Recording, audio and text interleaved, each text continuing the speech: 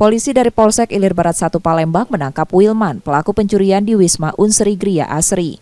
Penangkapan pelaku usai korban yang merupakan mahasiswa asal Sudan menghubungi call center 110 yang langsung terhubung ke Mabes Polri pasca kejadian pada Selasa 21 Januari 2025 dini hari.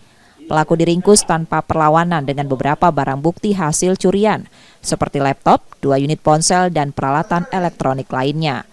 Diketahui wisma tersebut dihuni 3 warga negara asing asal Sudan yang 2 diantaranya berstatus mahasiswa magister.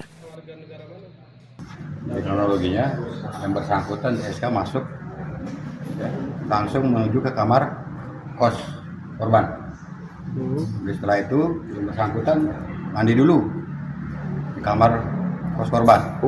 Dia mandi sempat pakai pakaian korban. Setelah dia pakai, dia merokok dulu.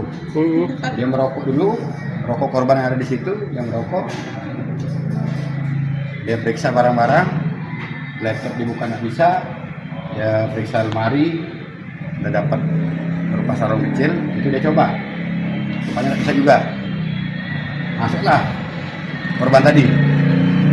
Korban masuk, dikunci dari dalam situ. Kunci, laporanlah ke polisian. Pelaku kini masih diperiksa terkait dugaan lokasi lain yang menjadi sasaran pelaku. Reski Oktora, Muklas Diferensial, Kompas TV, Palembang, Sumatera Selatan.